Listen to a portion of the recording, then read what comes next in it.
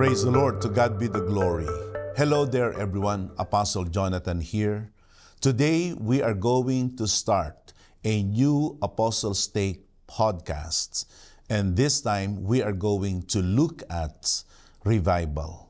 We're going to have a short study of the history of revival in the Old Testament, in the New Testament, and even in our present time, and even in our own church. And then in the second part of this podcast on revival, we are going to look at the genuine marks of revival. Subalit sa mga sandaling ito ay ating munang tunghayan ang isang very interesting na historical trivia about the Pentecostal revival. Hello there everyone, Apostle Jonathan here. I am currently right now here at Bonnie Brae Street. This is the house that was the beginning, the birthplace of the Pentecostal movement. Dito una nag-preach si William Seymour. Siya ang African-American Pentecostal believer that first preached in this house, and he was considered as the first one that really talked about the Holy Spirit and revival. Dito ginawa itong bahay na ito. So, who was William Seymour? Okay, William Seymour was actually an African-American Pentecostal believer, and he was originally from Louisiana, but eventually he moved to Houston, Texas, where he met Charles Parham. Charles Parham is considered to be the father of modern-day American Pentecostalism, and he was the one who started a Bible school in Topeka, Kansas in 1901, and it was in that Bible school of Parham that the first American lady spoke in tongues. And from that place in Topeka, Kansas, in that little Bible school of his, they experienced what they really perceived as the way the Holy Spirit fills a person. But that is a different subject for a different time. But I'm just stating here history. So it was in Topeka, Kansas, 1901, that this Bible student by the name of Agnes Osman first experienced the speaking in tongues. And Charles Parham eventually closed down his Bible school in Topeka, Kansas, and he moved it to Houston, Texas, and it became quite well known. And it was in Houston, Texas, that this African-American Pentecostal believer by the name of William Seymour met Charles Parham. And at that time, William Seymour really wanted to know more about the Holy Spirit, about this Pentecostal message, but unfortunately, during that time, black people cannot be with white people and vice versa. So, nakita naman ni Charles Parham the hunger of William Seymour to know more about the Holy Spirit. So, what Charles Parham would do was allow William Seymour to sit in the hallway and open up the door of his classroom so that William Seymour could be able to hear his lecture. Eventually, William Seymour became a well-known Pentecostal preacher, and there was a time that William Seymour received an invitation from Los Angeles to preach in a holiness church. So he went and visited Los Angeles sometime in 1906. But when he preached his message in that holiness church, the pastor at that time, Julia Hutchins, didn't like it. So they kicked him out and they padlocked the church, and William Seymour ended up having nowhere to sleep and nowhere to lodge. and nowhere to, find a home. And then he was invited here by the couple Ruth and Richard Asbury. This was the original house of the Asbury, and they invited William Seymour to come to their house and preach. And April 9, 1906, according to history, William Seymour received the Holy Spirit, and he started preaching, and he started experiencing speaking in tongues. And this is the place where it literally Pentecostalism movement started, at naandito yung kanilang signage na sinasabi, "The Comforter has come. Pentecostal Heritage Incorporated dedicates this site to God to commemorate the April 9, 1906 Azusa Street Revival, which began here at this location." And so I remember sometime in the middle of around 2013 or 14 that Apostle Arsenio Ferriol, my father, and Archbishop Art came here, and we found this sign actually broken down. And then we put it up, and sabi ni tatay noon at the time, sabi ni Apostol, na this is symbolic na ang PMCC Fort Watch ang isa sa mga magtatayo ng Pentecostal movement sa buong mundo. And by the grace of God, the PMCC Fort Watch right now is one of the fastest growing Pentecostal churches in the world. And according to history, when William Seymour, siya ay bulag because of the smallpox effect on his eye when he was still a kid. Now, when he first preached the Pentecostal message and the infilling of the Holy Spirit, he preached on this porch. And eventually, the whole neighborhood was captivated by this new Pentecostal message, and people just gathered, and eventually there were so many people gathered at the front porch that it collapsed. So they needed to find a place where they could be able to accommodate more people, and that place they found was actually close to this place, about 10 minutes or so. They call it the Azusa Street, at dun natin pupuntahan ngayon ang lugar na yon, at yun talaga ang masasabing pasimula ng mas malaking pagkilos ng Espiritu Santo sa Los Angeles noon, at hanggang ito ay lumawak at makaabot sa iba't ibang bansa ng mundo. So, ang sabi nila sa history books ay 312 Azusa Street. It says there, Azusa Street Mission, site of the Azusa Street Revival from 1906 to 1931. And it is the cradle of the worldwide Pentecostal movement. So, I think this is it, this building here, because it shows here the old building.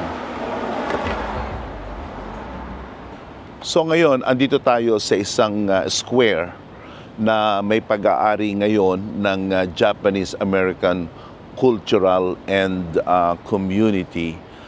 Subalit noong 1906, this place wasn't looking like this. Ito talaga ang lugar na kung saan ang modern-day Pentecostal movement started, and they have this marker to mark the spot.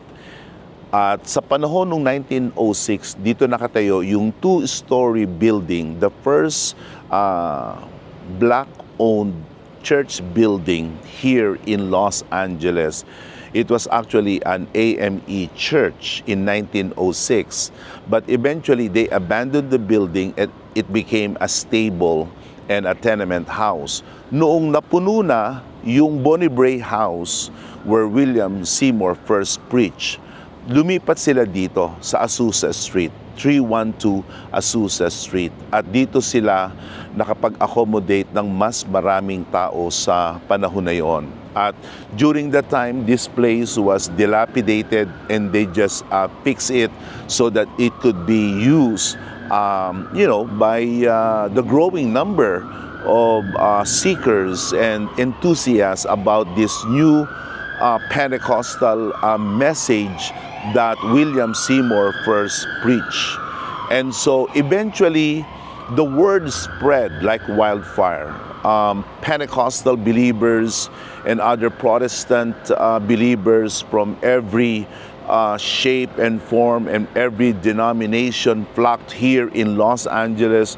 According to historians, every day at that time, Los Angeles wasn't that big yet, but the train station was full of people from all over the United States who visited Azusa Street because they want to have an experience with Azusa revival. And during that time, it was quite an unprecedented religious revival, because that was the first time they've seen that white and black people are together, and they didn't mind their color, their racial differences, and all of them were just seeking to have that experience with the Holy Spirit and to worship the Lord. However, the Los Angeles Times back then wasn't that kind to that growing church that was being pastored by William Seymour and his wife, Jenny Moore. And their church at that time was named the Apostolic Faith Mission. But despite the bad press the church received, the word just continued to spread all over the United States. And before they knew it, the Azusa revival, as we now know it, continued to explode in the most dramatic of ways. And eventually the word spread throughout the world, and so many Protestant and Pentecostal believers alike trooped here, and they wanted to have an experience with the Azusa revival. And what they experienced here in Los Angeles, they brought it with them to their respective denominations and churches, and the modern day Pentecostalism just continued to grow and expand and continue to really strike a difference and make an impact in the lives of so many people. The Seymours continued to preach here until the death of William Seymour sometime in 1922. But his wife Jenny continued to pastor the church until her death. Unfortunately, in 1931, this building had to be abandoned because it wasn't properly maintained already, and unfortunately it was demolished. And there was a request for that old building to be preserved, but the requests fell on deaf ears. Kaya ngayon, wala na yung original church building ng Apostolic Faith Mission. At ito ngayon ay isang malaking square ngayon na what happened during that time was Charles Parham, the father of then the Pentecostal movement, had a falling out with William Seymour, and eventually he denounced everything that took place here at Azusa. So what's the takeaway from this little trivia about our Pentecostal history or roots? What I can say is this, that God can use unlikely people from the most unlikely of places in order to bring about revival. He can use someone with a lot of personal failings, yet the heart is right with God, and God could use that person. We've seen that in the lives of David and even Paul, that despite their personal failings and their personal limitations, yet God used them in order to carry out His sovereign plan. I believe that God uses people, very unlikely ones, in the most unlikely of ways to bring about His plan.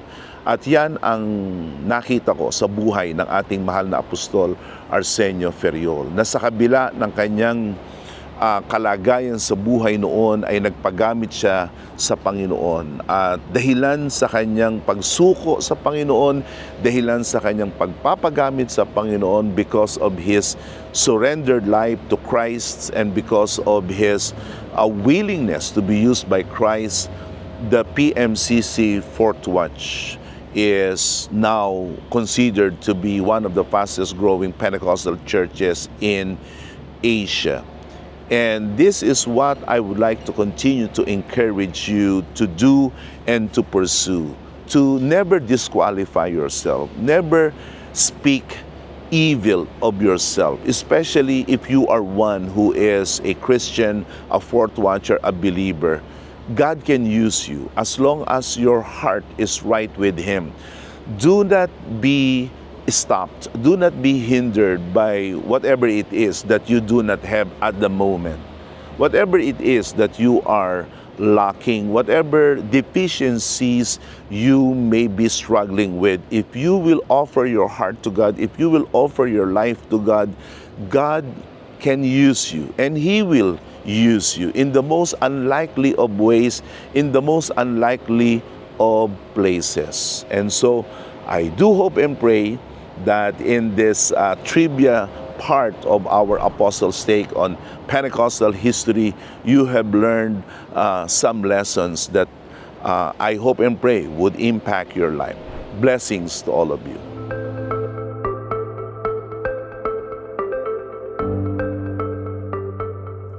So, iyan po ang short history ng Pentecostal Revival, at ito po ay nangyari sa Los Angeles, California.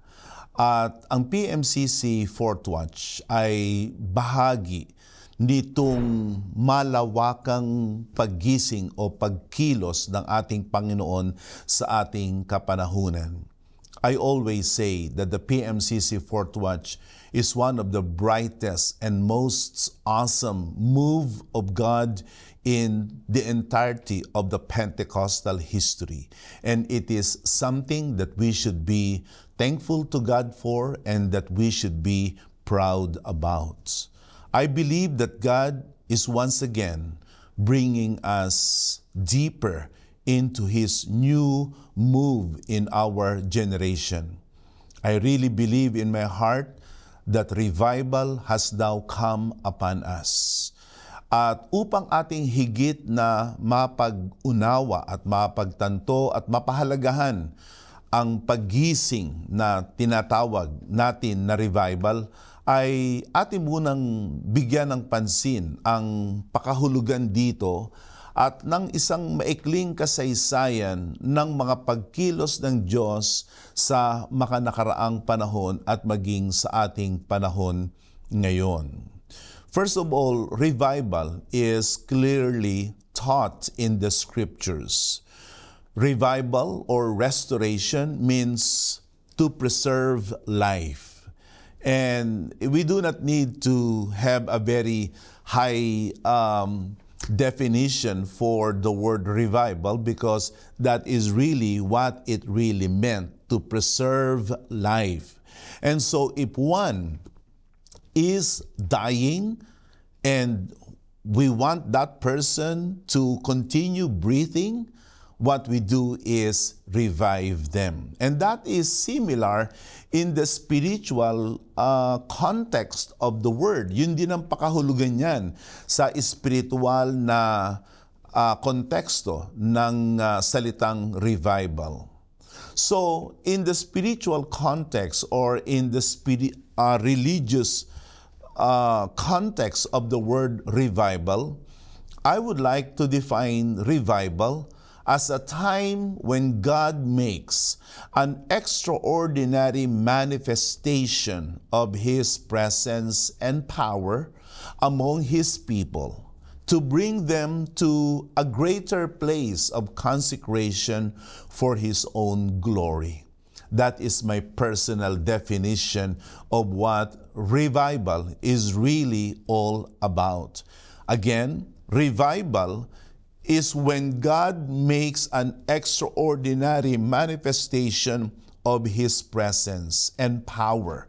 In other words, in revival, it is God that first moves. It is His sovereign act. It is His move in response to the cry of His people. And so, in that definition I have given you, we will continue to read it. It says that it is an extraordinary manifestation of His presence and power among His people. Make no mistake, it is the church that is always the focal point of God's revival. Ito ang dahilan kung bakit napakaganda na ang isang tao pagkatapos na siya ay tumanggap sa Panginoong Hesus bilang kanyang Panginoon at tagapagligtas, ay maidagdag siya sa kanyang iglesia. Sapagkat sa iglesia, doon siya laging mapapanariwa. Sa iglesia ng Panginoon, doon siya laging mapapalakas. Hiwalay sa katawan ni Kristo ay walang revival. People think that being separate from the church or being in any church is good enough. We must understand that not all churches are the same. Not all churches are pretty much from the same cloth. There are false churches, and we are living in a time, especially in the Western world, where people are walking away from the institution of the church in general. Ito ngayon ang kalakaran na maraming mga tao ang walang paniwala sa iglesia, o kaya sinasabi nila ang iglesyang ito, ang iglesyang ganyan ay sapat na. But in the scriptures, especially in the book of Matthew in chapter 16, in verse 18, it is only the church that is guaranteed to be preserved, to be shielded from the ongoing onslaught and attack of the enemy. It is the church that will always enjoy divine invigoration and renewal. This is why the church of the Lord Jesus Christ, headed by His true messengers, is the church that will always enjoy revival and invigoration. And so, sa ating definition ngayon ng revival, it is the extraordinary move of God, the extraordinary manifestation of God's presence and power among His people to bring them to greater place of consecration. At the end of the day, it is consecration which is the heartbeat of revival. Ito talaga ang puso, ito ang tibok ng paggising, ng pagpapalakas ng Diyos sa kanyang iglesia, na ang iglesia ay lalong maging banal, na ang iglesia ng Panginoon ay lalong maging malinis at dalisay at malwalhati. It is only when the consecration of the saints is enriched, enhanced, and deepened that the church will be able to be for the glory of our Lord. And in my humble take right now, dito tayo inaakay ng Panginoon. The PMCC Fourth Watch is being ushered deeper and deeper and deeper into consecration. Kaya ang pagbibigay diin ng inyong lingkod ngayon sa ating revival ay being right with God and being right with our fellow believers. It ties in perfectly with the command of God, His first and greatest command, and that is to love the Lord our God with all our heart, with all our mind, and with all our soul. That is the first and the greatest commandment. And the second one is to love your neighbor as you love yourself. The entire book of 1 John speaks about how our claim to know God is actually proven and made evidence by how we treat our brothers and sisters in the Lord, especially those who are weak and those who are living in scarcity. I also mentioned to you na ang dapat na pakikitungo natin sa ating mga kapatiran ay kung papaano tayo pinakitunguhan ng ating Panginoong Jesus. I said that what Jesus had done to us, that is what we must do to our fellow believers. And there is a force that is created when our relationship with the Lord is solid, and when our relationship with one another is solid. When the church in a state of revival, we become invincible to the attacks of the enemy. And we all know that we are constantly under the barrage of our enemies' attacks and onslaught. Hindi tumitigil yan. Mula pa sa panahon ng unang iglesia, tayo lagi ang tinatarget ng mga kaaway ng iglesia ng Panginoon. We have all kinds of critics, detractors. All of them are slandering us, trying to sabotage us and assault us. They can do whatever they want to do.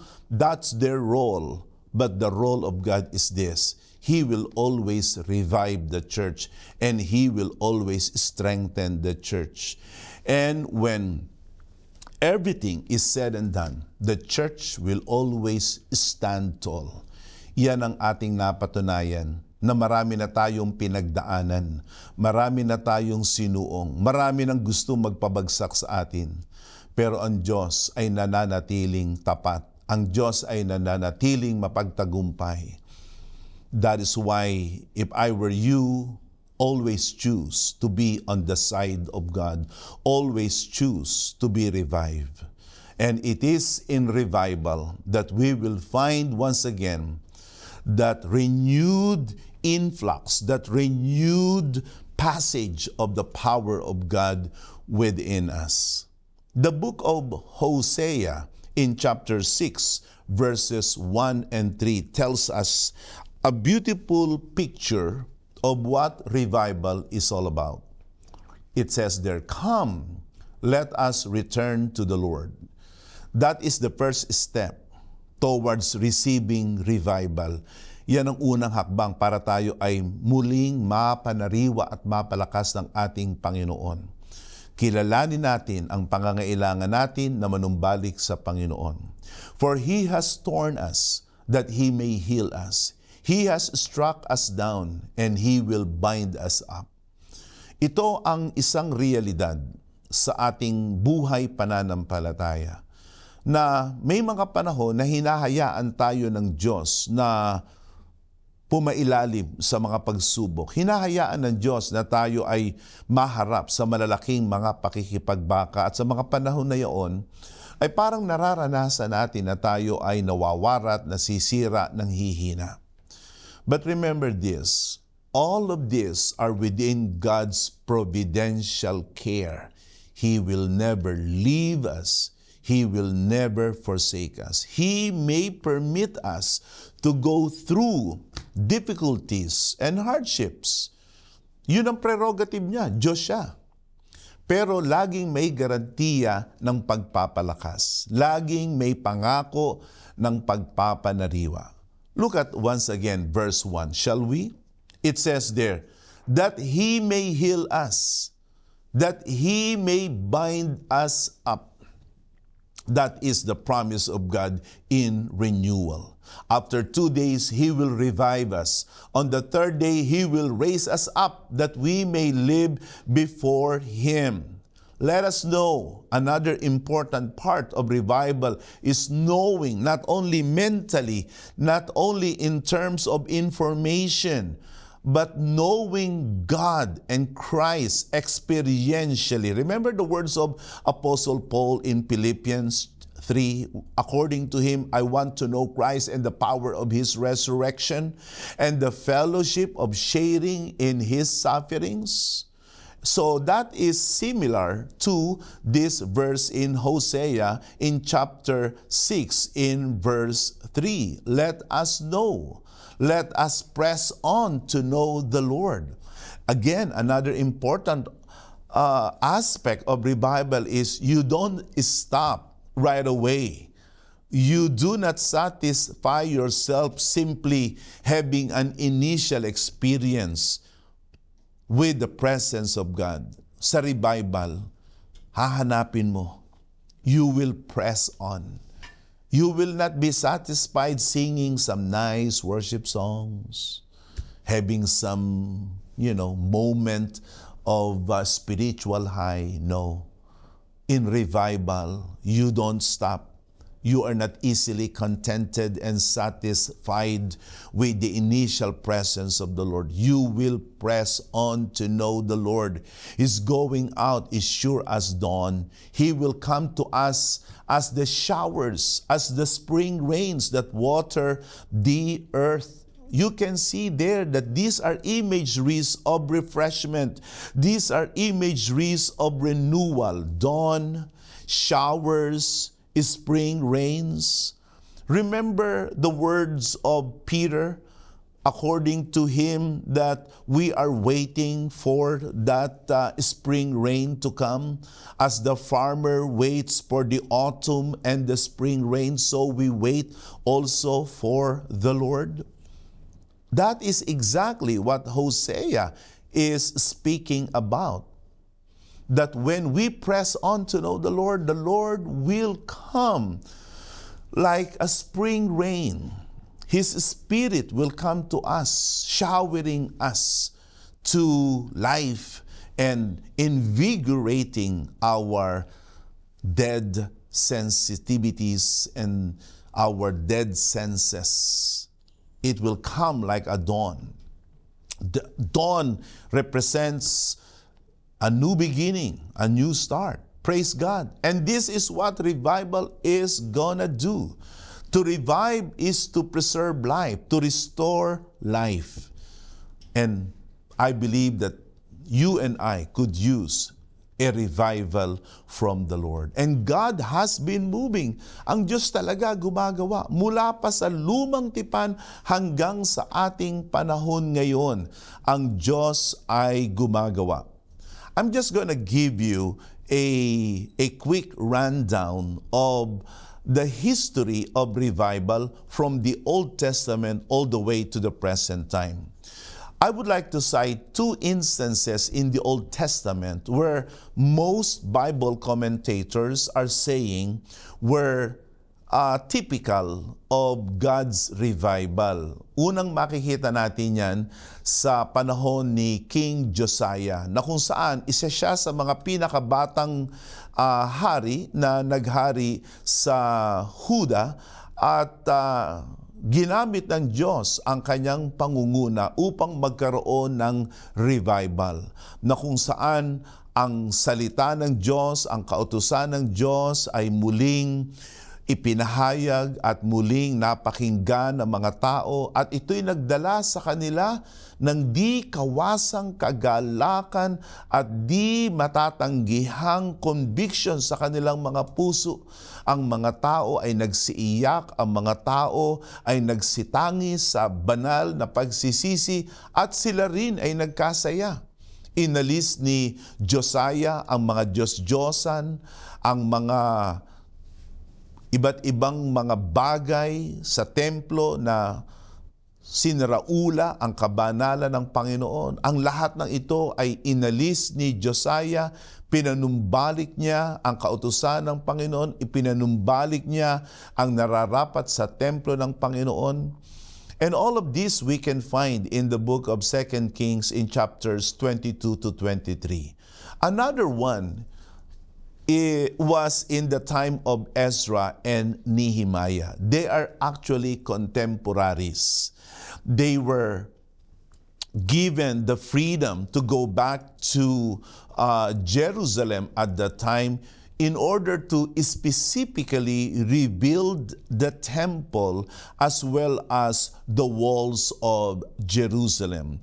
You can find that in the books of Ezra and Nehemiah, particularly in Ezra chapter 3 as well as in Nehemiah chapter 8, na kung saan si Ezra ay isa sa mga saserdote o pari at siya ay ang kinasangkapan ng Diyos upang muling ipahayag, ipangaral ang salita ng kautusan. At nung ito ay kanyang ipinangaral, muli ang tugon ng tao ay kagaya sa panahon ni King Josiah na sila ay nagsigalak at sila ay nagsipagtangis sa kanilang mga kasalanan. Muli silang nagtalaga na kanilang itataguyod ang gawain ng Panginoon.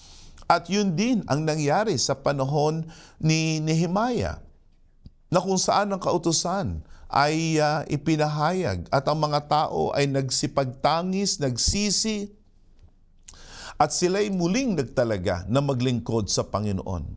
Sa panahon ng revival, pinanauli ni Nehemiah ang mga tama at matuwid na pangunguna sa bayan ng Diyos, ang tamang paglilingkod sa Diyos, ang mali ay kanyang kinondena, ang liko ay kanyang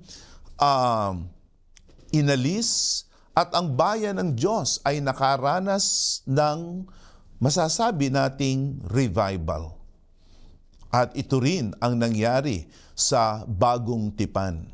Sa Bagong Tipan, masasabi natin na ang araw ng Pentecostes ay ang araw na kung saan ay muling dinalaw ng Panginoong Diyos ang kanyang bayan. Ito ang araw na kung saan ang Espiritu Santo ng Diyos ay ibinigay sa kanyang mga pinili. We can say that the day of Pentecost was the birth of the true church of Jesus Christ. Yes, there is no shadow of doubt about it. But it was also a day of revival for the Jews at that time, especially for the disciples of Jesus Christ who were waiting for the Comforter when they were in the upper room. And we can see in the book of Acts in chapter 2 and in the succeeding chapter of the book of Acts that the day of Pentecost was a day of revival, na kung saan ang iglesia ng Panginoon ay naitayo, ang iglesia ng Panginoon ay naipanganak, at nakita ng bayan ng Israel na yung mga tinatawag na prophecies about the coming of the Holy Spirit were all fulfilled in the day of Pentecost. We can actually see the prophecy, for instance, in Joel chapter 2, verse 28. And it shall come to pass afterward that I will pour out my spirit on all flesh. Your sons, your daughters shall prophesy. Your old men shall dream dreams, and your young men shall see visions. And let me continue reading in verse 29. Even on the male and female servants in those days, I will pour out my spirit. The Spirit is the agent of revival, the agent of life. And when God sent the Holy Spirit for the first time to stay in the hearts of His elects, the church was born.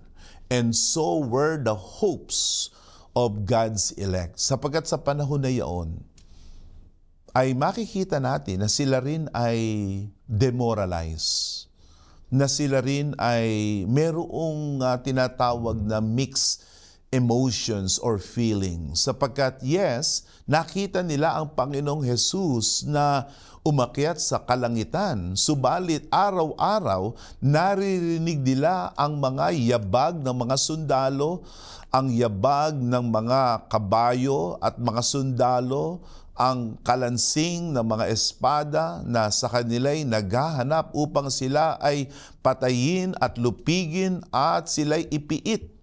It was a time of unparalleled distress and difficulty for the Church of God. Certainly, they could use God's revival. And how did God brought revival to them? By giving and sending the Holy Spirit to them. Praise the name of the Lord. And so, in the day of Pentecost, the church received life. And the church started to gather around the apostles' teaching. Doon sila nagpakatibay. Doon sila nagkaisa sa mga turo at aral ng mga apostol. Doon din sila nagkatipon araw-araw sa mga liwasang bayan, sa templo. They all gathered in those quarters reserved for them. And they also celebrated the death and the resurrection of Jesus Christ, which Apostle Paul called as the breaking of bread. And of course, they also prayed and prayed and prayed and prayed incessantly. Yan ang mga hallmarks ng revival. And not only the church took life and form, but the spiritual gifts of the Holy Spirit were made abundant to the first church of the time. And they also spread out. Sila ay nagsidami.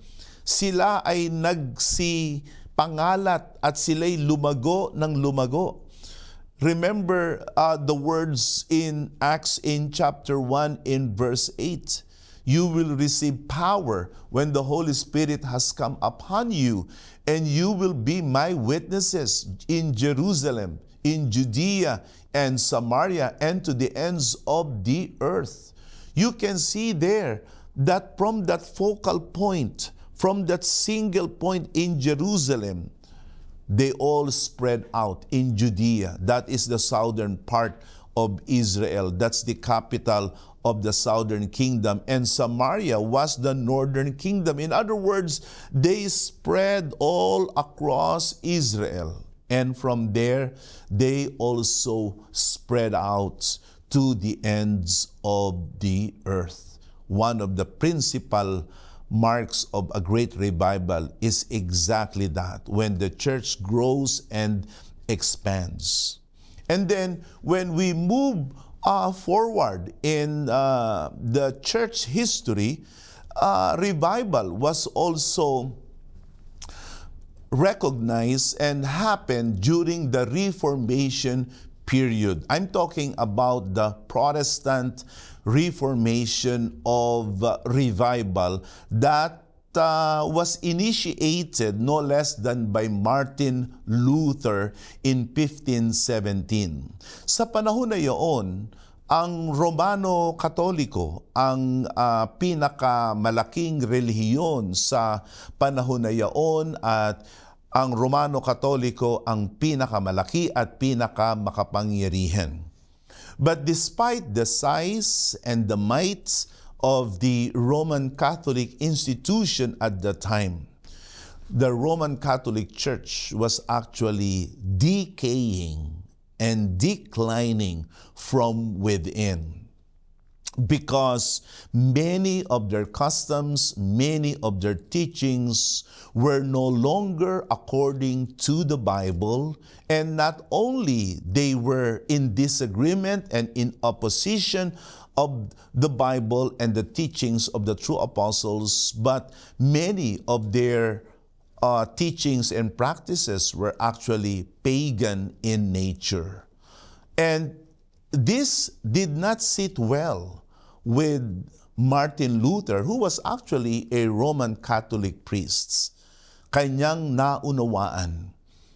At ito ay pagpapaunawa na ibinigay ng Diyos sa kanya, na ang mga itinuturo noon ng Romano Katoliko ay wala sa banal na kasulatan. There was one particular verse in the book of Romans that really moved Martin Luther to rethink and to give the Roman Catholic teachings and practices a second look. And that was the verse wherein it says there, "And the just shall live by faith." Ito ang talata na nagbukas talaga sa isip ni Martin Luther. Ang matuwid ay mabubuhay sa pananampalataya. It says there, "For in it the righteousness of God is revealed from faith for faith, as it is written, the righteous or the just shall live by faith." So, nung ito ay naunawaan, itong talatang ito ay napagtantong maigi ni Martin Luther, na laman niya na mali pala ang kanyang pinapaniwalaan noon, na ang kaligtasan ng tao ay dapat makamit sa pamamagitan ng kanyang gawa. Kanyang naunawaan na hindi ito ang itinuturo ng banal na kasulatan. At nakita niya na rin ang mga kalabisan, ang mga abuso na ginawa ng mga pari noon sa panahong yaon. Martin Luther realized that many teachings of the Roman Catholic Church at that time were no longer apostolic, they were no longer biblical. So, empowered by God, he stood up against the might of the Roman Catholic Church. In 1517, he posted in a church door in Wittenberg 95 theses, 95 na mga paksa na kung saan kanyang hinamon ang Roman Catholic Church na makipag-usap, makipagdiskusyon at makipagdebate sa kanya sa mga bagay na iyon. Martin Luther was subsequently declared as a heretic and excommunicated. But he was given a chance to defend his writings and his position. And so he was called by the emperor at the time and the hierarchy of the Roman Catholic Church. And Martin Luther appeared in the city of Worms, Germany, at doon siya hinarap sa lupon ng mga maglilitis sa kanya. At doon sa paglilitis sa tinatawag na Diet or doon sa Congress sa Worms, Germany, ay muli siyang hinarap ng kanyang mga tumutuligsa sa kanya. He was confronted by the leadership of the Roman Catholic Church, and he was demanded to recant or to take back all the things that he wrote and all the things that he believed against the Roman Catholic Church. But Martin Luther did not budge. He stood his ground because he believed that his position is according to the Word of God and according to the teachings of the apostles. Let me read to you what Martin Luther said before the Diet of Worms, Germany. "Unless I am convinced by scriptures and plain reason, my conscience is captive to the Word of God. I cannot and I will not recant anything. For to go against conscience would be neither right nor safe. God help me. Here I stand. I can do no other." Iyon ang mga salita ni Martin Luther sa Diet of Worms, na kung saan pinanindigan niya ang banal na kasulatan. At mula noon ay nagkaroon ng paggising ang mga tao patungkol sa banal na kasulatan. Sa katunayan, si Martin Luther ang nagsalin sa wikang Aleman o Germany ng Latin Bible, at sa panahon na iyon ay lalong kumalat ang banal na kasulatan at ang iba pang mga sulatin ni Martin Luther na nagdala sa iba pang mga bansa at sa iba pang mga pari noon na labanan ang mga maling aral ng Romano Katoliko. During that time, a new religious movement was born, and that was the Reformation period. And the Reformation period actually was God's move. Ito'y pagkilos ng Diyos that literally counterattack the spreading influence of secularism, or what they call at that time was the age of enlightenment. And so from that time on, the move of God was revealed in the Reformation movements. And then when we continue in the move of God's in the history of the Christian church in general, dumating sa tinatawag na 13 colonies ng England ang revival din. Mula sa Inglaterra ay dumating din itong tinatawag na revival noon sa 13 mga syudad na nagpasimula sa bansang Amerika. During that time, there were only 13 colonies that represent the United States. And it was during that time that the 13 colonies, when they started out right. Remember, in history, the Puritans were actually Christians who belonged to the Church of England. And they wanted to purify their church, the Anglican Church, or the Church of the English, or the Church of England, from, again, customs and teachings and doctrines that are no longer biblical. But they were unsuccessful. Hindi sila naging matagumpay. So humingi na lang sila ng kalayaan mula sa hari ng England na sila ay pumunta dito sa noon ay tinatawag na Amerika, at sila ay sumakay ng malalaking mga bapor at sila'y pumunta dito sa eastern coast of the United States.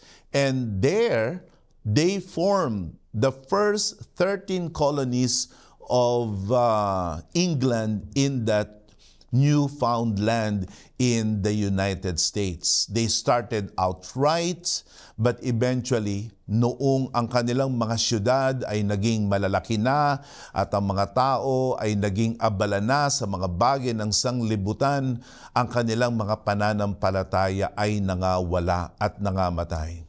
It was during the height of the 13 colonies expansion that the faith of the immigrants at that time died. Secularism took over their lives, and the things of the world engulfed their senses, and their faith in God disappeared. But God wanted to do something with this place that was showing the greatest potential to be a great country. This country is now called the United States of America. Parang nakita ng Diyos na mayroong malaking papel ang gagampanan ng Amerika sa kanyang malawakang pagkilos sa buong mundo. And during that time, God moved in the lives of the early Americans. God sent a man by the name of Jonathan Edwards.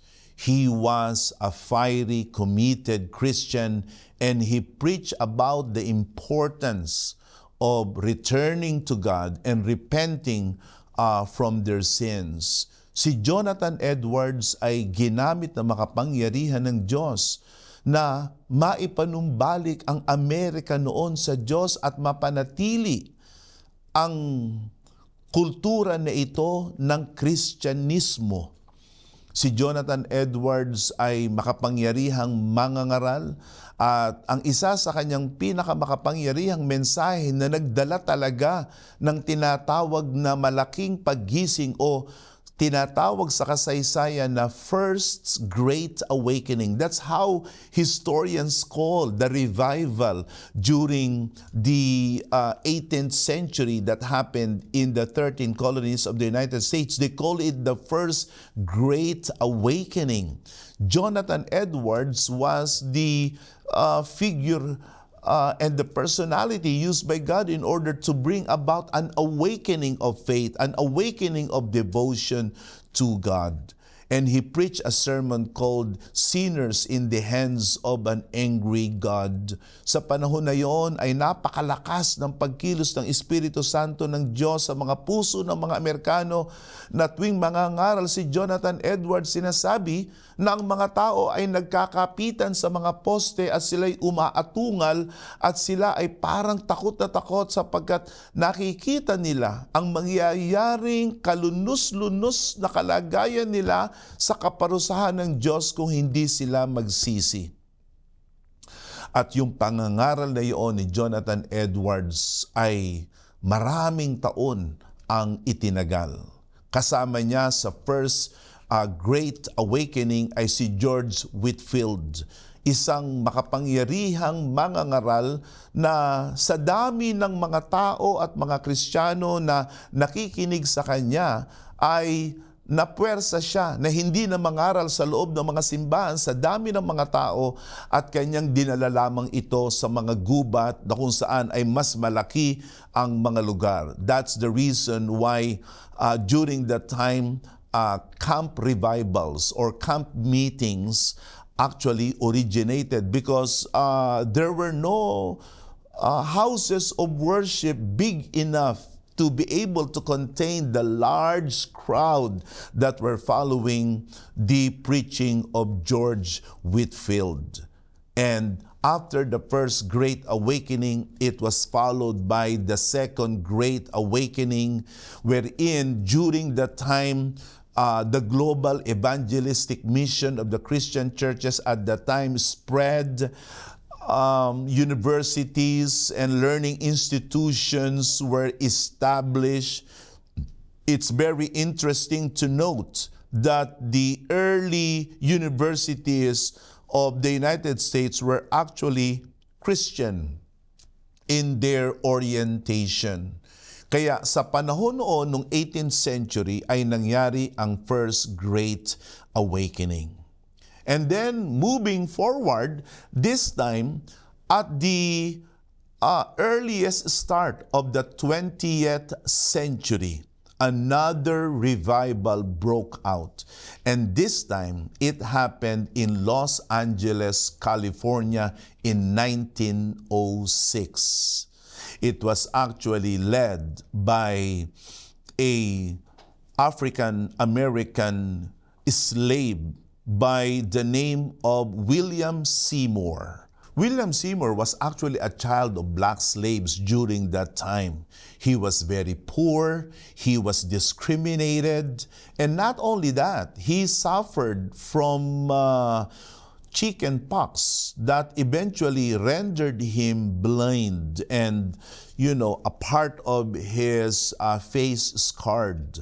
Ito ang tao na nagpasimula ng tinatawag ngayon na Pentecostal Revival. At ito ang naging paksa ko sa ating trivia. At noong 1906 ay nagkaroon ng malaking revival na kung saan sinasabi ng kasaysayan na maraming mga tao noon ang napuspos ng Espiritu Santo at sila ay nangagsalita sa wika. At mula sa panahon na iyon ng 1906 ay nabuo at naipanganak ang panibagong revivalist movement na ang tawag ay Pentecostal movement. At itong Pentecostal movement sa pagdaan ng panahon ay dumating sa ating bansa dito sa Pilipinas. Eventually, all sorts of revivalists and holiness churches were born, part of these churches that eventually made its way in the Philippines was the Holiness Church called the United Gospel Tabernacle, which actually was used by the Lord in order to bring to salvation a young man by the name of Arsenio T. Ferriol together with his siblings. Doon sila naakay sa Panginoon sa Holiness Movement Church na ang tawag ay United Gospel Tabernacle. At sa kahuli-hulihan ay nagsanib ang United Gospel Tabernacle or UGT at ang Foursquare Church na isa ring Pentecostal Church, at dito ay nakapag-aral ang ating mahal na apostol at dito siya naging ganap na mananampalataya. And so, during that time, the Pentecostal movements expanded and grew by leaps and bounds.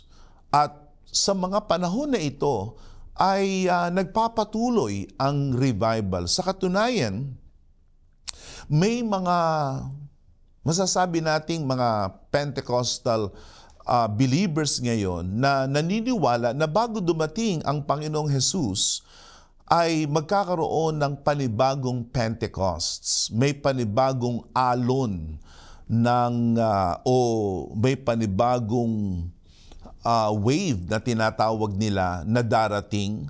At ang sabi nila, ang first wave ay ang araw ng Pentecostes, na kung saan the first church was born. The second wave was during the 1906 Pentecostal revival in Los Angeles, California. And then according to them, there's gonna be a third wave of revival that will happen. And interestingly, the third wave Pentecostal movement started during the 1970s. At diyan din nagpasimula ang ating iglesia, ang PMCC Fourth Watch. At ngayon, sa panahon na ito, ay meron ding isa pang paniwala ang mga Pentecostal na kung saan sinasabi nila na magkakaroon ng pangatlong Pentecosts. At sinasabi nila ang first Pentecost ay muli nangyari noong Book of Acts. Ang second Pentecost ay nangyari noong 1906. At ang sabi nila, magkakaroon ng third Pentecost. Sa katunayan, I met this man from Iran. And he was the custodian of this prayer center in Los Angeles, California, next to the historical Azusa Street Church, where the Pentecostal movement actually started. And according to him, there is this Pentecostal pastor from Indonesia who prophesied that a new revival movement will happen before the return of Jesus Christ. And this revival, according to him, will not start from the West, like in 1906, but it's going to start in the East. Nung ito'y napakinggan ko, I right away thought of the PMCC Fourth Watch, because by all indications, by the grace and mercies of our Lord Jesus Christ and for the glory of the Lord, by all indications, the PMCC Fourth Watch is a powerful, compelling, beautiful picture of a church in revival. Yes, that is what I would like to submit to you, that the PMCC Fourth Watch of today is a very powerful, compelling, and beautiful illustration of a church in revival. And we thank God for what He had done to our church for the last 50 years through the leadership of our late and beloved Apostle Arsenio T. Ferriol, guided by his God-given wisdom, empowered by the Holy Spirit of God Himself, our dear apostle initiated a new revival movement, and the PMCC Fourth Watch captures the essence of this new revival. Kaya sa pamamagitan ng ating mahal na apostol ay nagkaroon ng pagpapanumbalik ng kumpletong kaloob sa iglesia ng Panginoon. Pinanumbalik niya ang makaapostol na pangangaral ng salita ng Diyos. Pinanumbalik niya at muli niyang pinanariwa ang buhay paglilingkod sa iglesia ng Panginoon, gaya ng kabanalan, gaya ng paglilingkod. Kanyang muling pinanumbalik ang makabibliyang pagsamba. Walang iba kundi ang pagsamba sa espiritu at katotohanan. Muli niyang pinanumbalik ang kapangyarihan ng salita ng Diyos sa pulpito at kanyang pinatunayan ang katotohanan laban sa mga lumulupig sa atin, laban sa mga kalaban natin. Kanyang pinatunayan na tanging sa salita ng Diyos kailangan maitayo ang tunay na iglesia ng Panginoon. Our dear apostle has brought revival, at least in our archipelago, by restoring the apostolic teachings and traditions to the church. That is why I submit to you with all humility that the PMCC Fourth Watch is actually doing a great service to the cause of Pentecostal movements. Our Pentecostal counterparts should not be insecure. They should not be alarmed. They should not be disturbed by what we are doing. Because what we are doing as a church are all within the grain of apostolic nature and apostolic culture. Ang ating buhay paglilingkod ay makabiblia, makaapostol. Ang araw-araw na pananalangin, ang pagpapakabanal, ang pangangaral ng salita ng Diyos, ang pagpapatuloy ng mga kaloob sa Espiritu ng Diyos, ang malawakang pangangaral ng salita ng Diyos, with all humility. And again, I thank God because the PMCC Fourth Watch is indeed a beautiful picture of a church in revival. And once again, we are here in this season of revival, in this season of expansion. God is telling us once again, I am not done with you yet, PMCC Fourth Watch. There's more to come. There are better things to come.